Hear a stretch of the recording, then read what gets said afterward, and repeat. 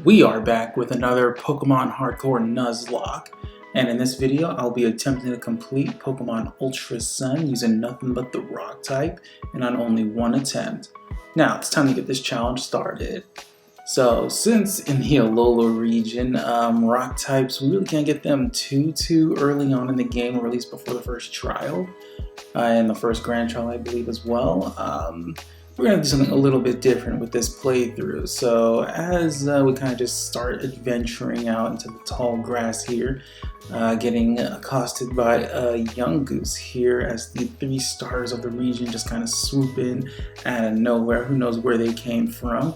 Just kind of swoop in out of nowhere to just scare this thing off. Before we actually get to choose our starter here with these nice 3-dimensional graphics. So as we get to choose the starter, just kind of going through here, so I had to make the choice of, well, thanks to the Universal Pokemon Randomizer, make the choice of which one of these stars I will be replacing with my true starter, my true Rock type starter.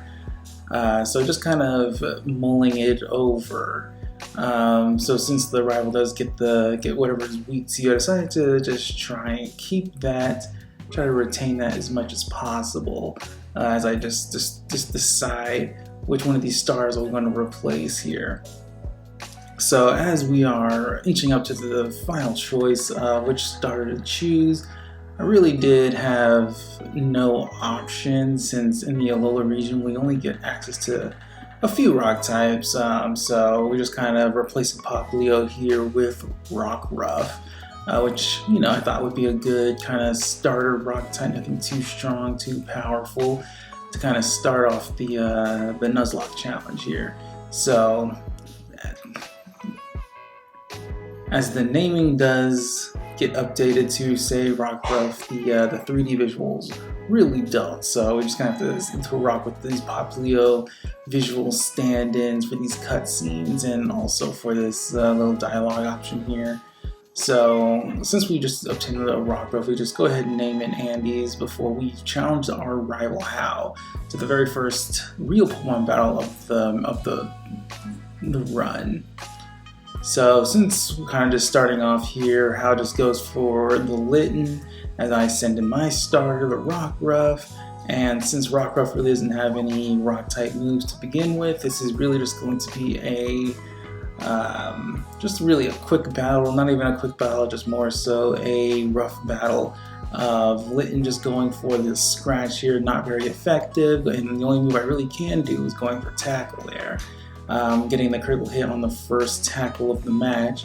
It goes for the Ember, but fortunately it's not very effective, and also no critical hit or burn. As I go for the tackle, doing some very modest damage. So really all I can do is just fire off a bunch of tackles here, as I can at least resist all of Litten's moves. So Rockruff finally takes out the Litten here. We barely just don't get that level. So going into the second match here is where things got a little interesting. And I'll say interesting in place of challenging, since I still only have one Pokemon, and now Hau has 2, and he leads off with his new capture, this Pichu. And I just lead in with the Rockruff, since that's my only option at this point in the game. So I did a bit of leveling here, but still not learning any new moves to really combat and help Rockruff out other than Bite here. So just going off for the Bite, immediately just getting afflicted with static and getting that paralysis as Pichu goes for the Charm, lowering Rockruff's attack by 2 stages, which is very detrimental, especially at this stage.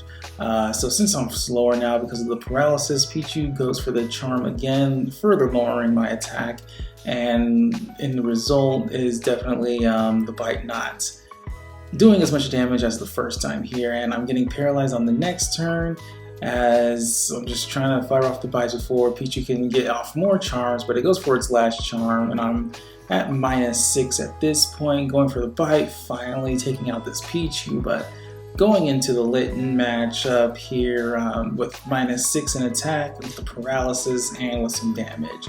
So not looking too good. Just the best hope here is either Litten just going for all these moves that really aren't doing too much damage, as I just kind of stall here with going for the Leers to hopefully just do more damage with my moves.